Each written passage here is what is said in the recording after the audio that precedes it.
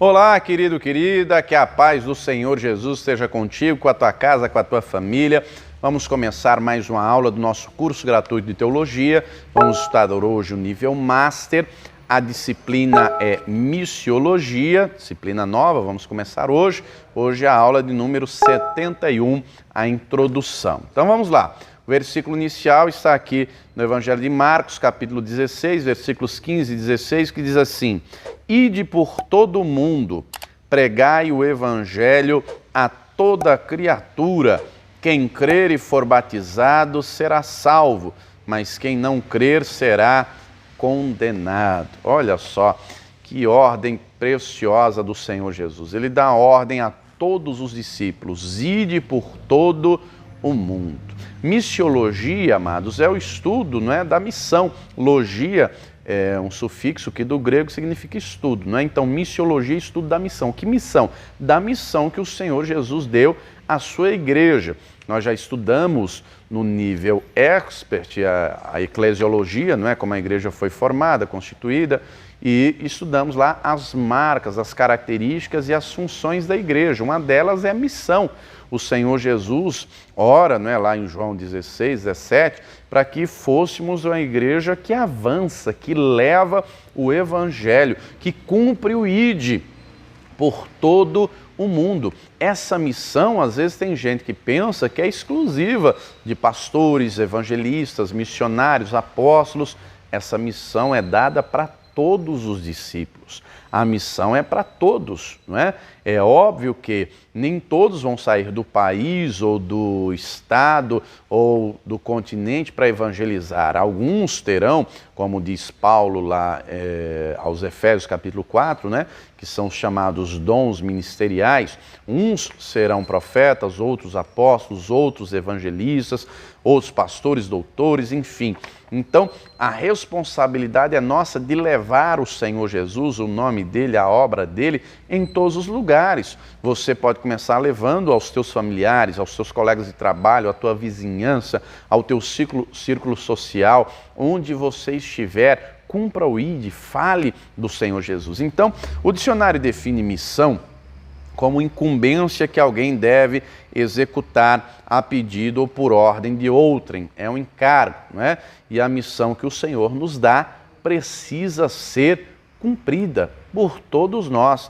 Precisa ser cumprida. A ordem é clara: ide por todo mundo, pregai o Evangelho a toda criatura. Não é? O texto de Mateus 28, versículos 18 a 20, o Senhor Jesus diz que nós temos que pregar o Evangelho, temos que batizar e temos que ensinar as pessoas a guardar todas as palavras que ele disse. Então, a missão da igreja, minha gente, consiste nessas três coisas: pregar, batizar e ensinar. A pregação é muito simples e objetiva. Qual é a pregação? A mesma que o Senhor fez. Se você ler lá Marcos capítulo 1, o texto diz, né, que o Senhor Jesus veio da Galileia e começou a pregar e a dizer: arrependei-vos, porque vos é chegado o reino de Deus. Então a pregação tem que falar da vinda do reino de Deus. A pregação tem que levar o Senhor Jesus.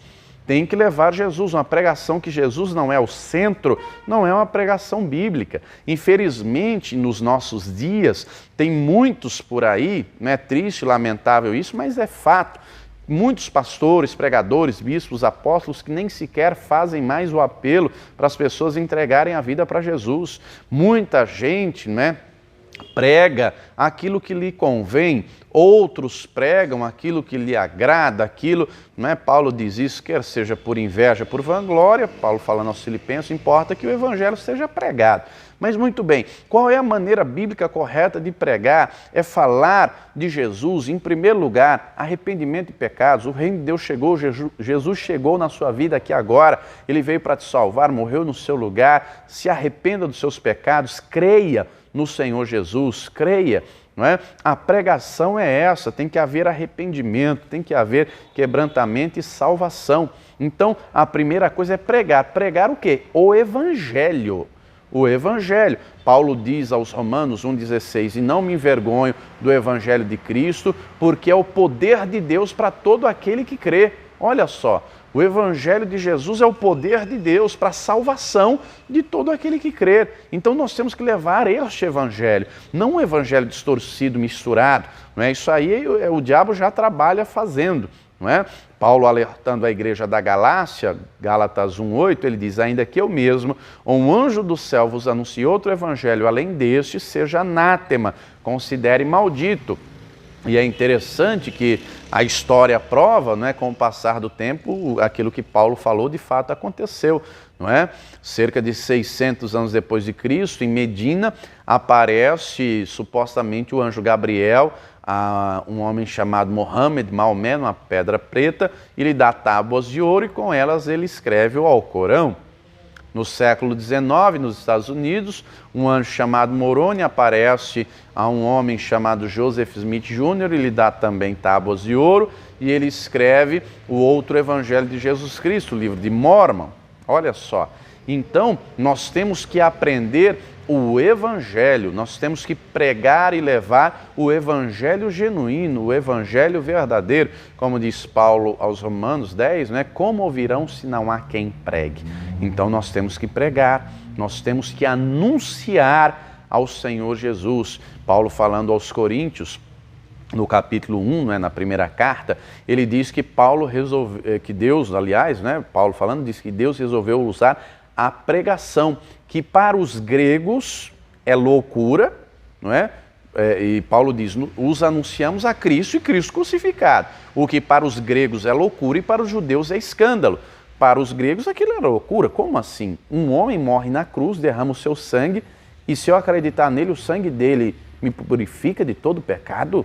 Eu encontro salvação? Isso não é razoável. Lembrando que os gregos, né, eram filósofos, os gregos acreditavam na razão, no entendimento, enfim, naquilo que era racional. Os gregos, no tempo de Paulo, já tinham a filosofia do Sócrates, do Platão, do Aristóteles.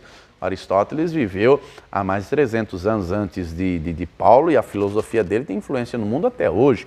Então, a pregação do Evangelho, um homem que veio, morreu por nós na cruz, o próprio Deus se fez homem, não é? Derramou todo o seu sangue para nos salvar. Para os gregos isso era uma loucura, já para os judeus aquilo era um escândalo, mas Paulo fala da loucura da pregação. Loucura não no sentido literal, é claro, não é? Ele fala de levarmos a pregação, o Cristo que veio, que morreu, que se fez maldito em nosso lugar, que levou sobre si os nossos pecados, as nossas dores, as nossas enfermidades. Então nós temos que pregar e a pregação é Jesus. Jesus tem que ser o centro da pregação, não é? Então a primeira ordem da missão é pregar. Qual a pregação? O Senhor Jesus, arrependimento dos pecados. Segunda coisa, pregou, em seguida batizar. Lembre-se que é pregar, batizar e ensinar. A pessoa creu, já lemos aqui, não é? Quem crer e for batizado será salvo. A pessoa creu, em seguida ela tem que ser batizada, porque é isso que está escrito na Bíblia, minha gente. O Senhor Jesus pregava, não é? As pessoas criam, ele já mandava batizar. Era isso que a igreja primitiva também fazia. Se você ler o livro de Atos, capítulo 2, Pedro pregou, os irmãos creram, não é? E aí chegaram Pedro, e agora? O que nós temos que fazer? Atos 2,37, arrependei-vos, porque a promessa diz respeito a vós, aos vossos filhos, aos que estão perto, aos que estão longe, a todos quanto o Senhor chamar. E naquele mesmo dia foram batizadas quase 3.000 almas. Então Pedro pregou, em seguida ele batizou, ele não ficou fazendo entrevista, você é casado no papel, você parou de fumar, parou de usar droga, isso, aquilo, aquilo outro. Ele não ficou fazendo entrevista, as pessoas creram, já foram batizadas. Se você lê ainda outros exemplos, por exemplo, Atos 8, Filipe lá em Samaria, ele prega, as pessoas creem, ele já batiza em seguida. Depois o Espírito Santo o envia para pregar ao eunuco. O eunuco, não é, que era etíope, ele ouviu, creu e ele viu água e diz, olha ali a água, que impede de ser batizado? E aí ele diz, né, eu creio que Jesus é o Cristo, Filho de Deus. Eles desceram e Filipe já o batizou. Na escritura toda, minha gente, quem demorou mais foi o apóstolo Paulo. 3 dias, Saulo, né, lá em Atos 9. Você pega, por exemplo, Atos 10, quando Pedro vai na casa de Cornélio. E aí ele prega a palavra e o Espírito Santo vem, todos são cheios, né, o que era um caso inédito, porque geralmente as pessoas primeiro criam no Senhor Jesus, eram batizadas, depois vinha o Espírito Santo. Mas nesse caso aí, na casa de Cornélio, foi diferente. Primeiro o Espírito Santo veio, Todos foram cheios, mas Pedro diz, alguém pode recusar a água se vocês já foram batizados com o Espírito Santo? E aí naquele mesmo dia foram batizados Cornélio e todos os da sua casa que creram.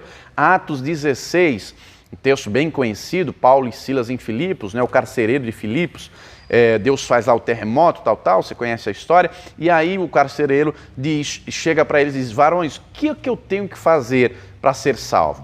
E aí Paulo diz, crede tu e será salvo tu e a tua casa. Aí o carcereiro leva o Paulo e o Silas para a casa dele. E aí eles vão pregando o evangelho, o carcereiro crê, e o texto diz que naquela mesma hora da madrugada, o terremoto aconteceu meia-noite, não é? Então já era madrugada, naquela mesma hora da madrugada, o carcereiro que creu, ele e os seus, os da sua casa, foram batizados. Então, biblicamente falando, amados, nós não encontramos na Escritura ninguém fazendo entrevista com ninguém, ninguém dizendo, olha, você tem que fazer um curso preparatório, ninguém dizendo, você tem que congregar aqui na igreja 6 meses, 1 ano, para eu ver se você vai pecar ou não, porque se pecar eu nem te batizo. Meu irmão, quem é juiz da nossa vida é Jesus, é Deus. Nós temos que pregar o evangelho, a pessoa creu, ela entendeu, ela já tem que ser batizada em seguida. A primeira coisa que a pessoa precisa é regularizar a situação dela diante de Deus. Não é? No caso de casamento, por exemplo, regulariza depois diante dos homens, mas primeiro é diante de Deus. Infelizmente tem muita gente por aí que coloca tanto empecilho, tanta doutrina humana que não tem na Bíblia. Na Bíblia, já te dei vários exemplos, do Novo Testamento. João 4, o Senhor Jesus, quando as pessoas criam, ele já mandava batizar em seguida. João 4 diz ainda que não ele mesmo, mas os discípulos que batizavam. E é isso que nós vemos a igreja primitiva fazer. A pessoa creu, ela tem que ser batizada. E depois de batizada, por que batizada? João 3,5, o Senhor Jesus explica isso. Quem não nascer da água e do Espírito, não vai entrar no reino de Deus. Então, a pessoa precisa nascer primeiro da água, ser batizada. Paulo, falando nesse sentido, ele explica em Romanos 6 que ocorre a morte do corpo do pecado e a ressurreição do Filho e da Filha de Deus, para andar agora, Romanos 6,4, em novidade de vida.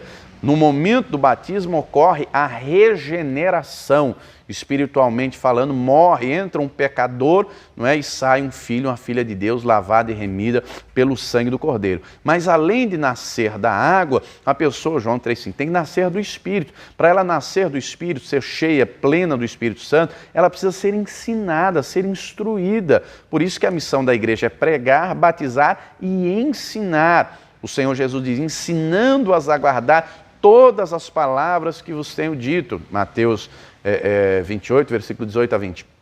Então nós temos que ensinar, como o caso lá do Filipe e do eunuco, O Filipe pergunta, sabes, entendes o que lês? Ele diz, como é que eu vou entender se ninguém me ensinar? E o Filipe vai lá e ensina. Então nós temos que ensinar a verdade do Evangelho. Infelizmente é triste ver, muitos por aí ensinam doutrinas humanas, mandamentos de homens, caderneta para anotar tudo, o dia que tomou ceia, o dia que trouxe dízimo, isso e aquilo, controlando a vida dos outros. Meu irmão, a nossa vida tem que estar nas mãos do Senhor. Nós temos que aprender, e quem já tem conhecimento, ensinar a quem ainda não tem, para crescer na graça e no conhecimento do Senhor, para ter um relacionamento saudável na presença de Deus, para amadurecer. Nós vivemos um tempo, tem inclusive até aí as aulas, Tem aqui no canal, se você não assistiu ainda, se você já está no Master e já fez o Expert, você já assistiu essas aulas. Se quiser, pode assistir de novo as aulas de pneumatologia.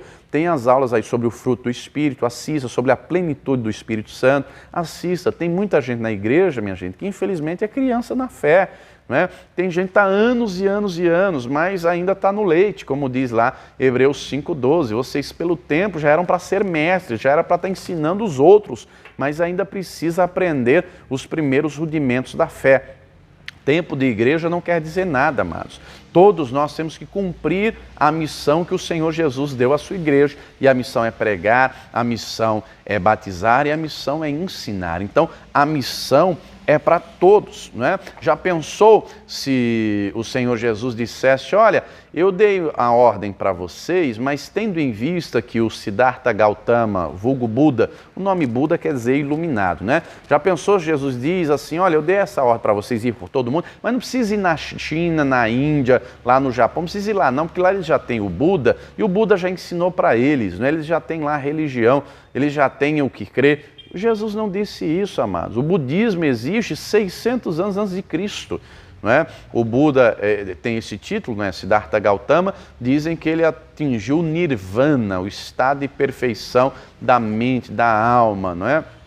Do espírito. Dizem que ele chegou a essa perfeição. Mas mesmo assim o Senhor Jesus não exclui os países lá orientais, a China, né, o Japão, a Índia. Não, tem que ir lá, tem que ir no mundo inteiro, tem que levar o Evangelho a toda criatura, levar a palavra de Deus, a palavra que liberta, que salva, que cura, que transforma, que purifica, que santifica, não é? O Senhor Jesus é o único em toda a história. Buda não disse isso, Maomé não disse isso, o Joseph Smith não, nenhum outro disse: eu sou o caminho, a verdade e a vida, ninguém vem ao Pai a não ser por mim. O único que fez essa declaração, porque é fato, é verídico, foi o Senhor Jesus. Ele é o caminho, Ele é a verdade, Ele é a vida, é Ele que nos conduz ao Pai, não é? É Ele que nos dá salvação, vida eterna, e é esse Senhor Jesus que nós temos a nobre missão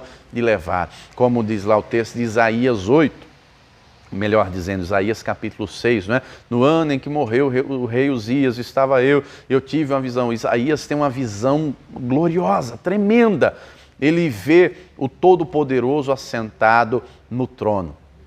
E aí ele vê que o manto do Senhor enche todo o templo. A glória do Senhor é tremenda. Meu irmão, quando nós entramos na presença de Deus, a primeira coisa que se torna notória é o nosso pecado, porque a santidade de Deus é tão intensa que o nosso pecado fica evidente, não é? Você já experimentou, suponha aí uma camiseta, uma camisa branquinha, limpinha, já experimentou fazer uma manchinha preta numa camisa branca? De longe dá para ver, não é verdade? Então, o nosso pecado diante da santidade do Senhor se torna visível. É por isso que Isaías diz: ai de mim que vou perecendo, porque eu sou um homem de lábios impuros. Ele reconhece imediatamente o seu pecado. Ele pensa: eu vou morrer, quem pode permanecer na presença? Deus te deu santo e todo-poderoso, a intensidade da santidade é muito grande. Então, ele diz, né, ai, eu habito no meio de um povo de impuros lábios, mas o Senhor me enviou o anjo toca lá, tira uma brasa lá do altar, toca nos lábios dele e diz: teu pecado foi perdoado, tua iniquidade passou de ti. E aí ele ouve o Senhor dizer: a quem enviarei? A quem enviarei? E aí Isaías diz: eis-me aqui, envia-me a mim.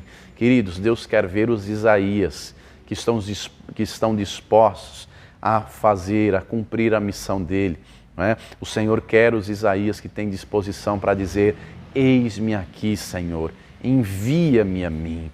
Envia-me a mim, o Senhor vai te enviar. Tenha essa disposição, porque o Senhor vai te enviar. Nós lemos, por exemplo, Mateus 9, o Senhor Jesus dizendo assim: a seara é grande, poucos são os ceifeiros. Rogai ao Senhor da seara para que envie ceifeiros para a sua seara. A seara de fato é grande, queridos, mas Deus quer levantar ceifeiros.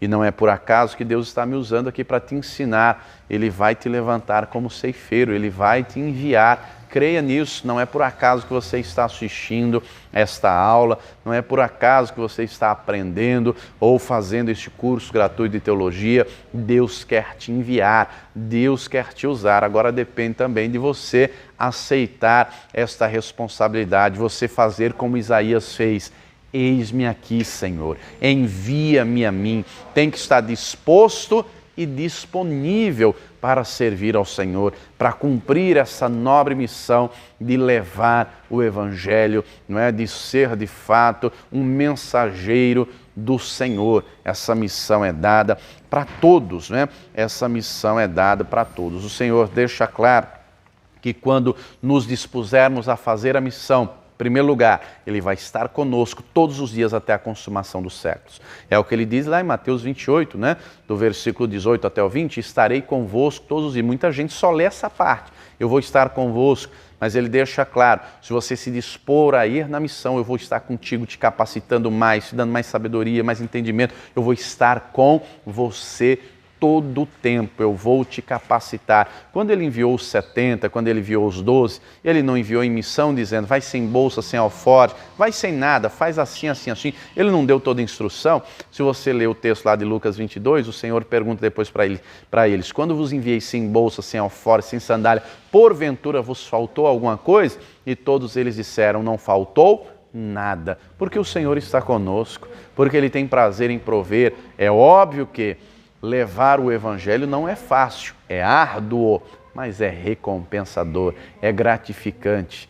Meu amigo, minha amiga, Deus quer te levantar, Deus quer te usar na obra dEle, Deus quer te usar para levar o nome dEle. Lembrando que a obra dEle é que creiam, né? João 6, versículos 28 e 29, é que creiam que o Senhor Jesus é o Cristo, Filho de Deus, foi enviado pelo Pai. E essa obra precisa ser feita nos nossos dias com urgência. Vivemos tempos difíceis, tempos trabalhosos, mas não podemos desistir nem desanimar. Temos é que perseverar, temos é que cumprir o ide do Senhor. Note que é ide, não é vinde. Muita gente hoje está enclausurado dentro das igrejas, não cumprindo o ide do Senhor. Eu sei, é óbvio que vivemos dias de pandemia, de isolamento social, mas, mesmo assim, nós temos as redes sociais, você tem o WhatsApp, tem outros meios de cumprir o ID, não é? Agora já está tendo flexibilização e tudo mais, já dá para voltar a evangelizar, já dá para voltar. O ID, amados, vale para todos. Cumpra o ID, porque vai valer a pena, o Senhor é contigo. Se você se dispor a cumprir o ID, não é? O texto que ele diz lá em Mateus, em Marcos, aliás, versículo 16, capítulo 16, versículo 17 em diante, e estes sinais seguirão aos que crerem. Se você se dispor a fazer a missão, você vai ver os sinais acontecendo, os incrédulos verão os sinais. Quais sinais? Falaram novas línguas, pegaram serpentes, expulsaram demônios, vários sinais que irão acompanhar, vários sinais para que os incrédulos creiam, para que eles vejam que o Senhor é real, vivo e poderoso. O Senhor quer te usar, se disponha a servir ao Senhor, que Ele vai te usar poderosamente, para que através da tua vida o nome dEle seja glorificado. O chamado é feito, a convocação é feita para todos, o ID é para todos nós, mas lembre-se, pregar, batizar e ensinar, conforme diz a Escritura, tá bom? Vou ficando por aqui, a aula de hoje é só a introdução, nas próximas aulas nós continuamos, espero que você tenha aprendido. Se você gostou, deixa aí o teu joinha, o teu like para nos ajudar. Se inscreva no canal se ainda não é inscrito, ative o sininho das notificações para receber as próximas aulas quando eu postar. E você também é convidado a se tornar um pregador do telhado, a contribuir com essa obra, tá bom? Está aparecendo aí o número das contas, faça o teu depósito ou a doação, depois envie o comprovante para este número do WhatsApp que eu vou enviar em gratidão a você os livros, os e-books do pastor João Ribe Palharim que vão abençoar a tua vida, tá bom? Deus te abençoe e viva o Senhor Jesus.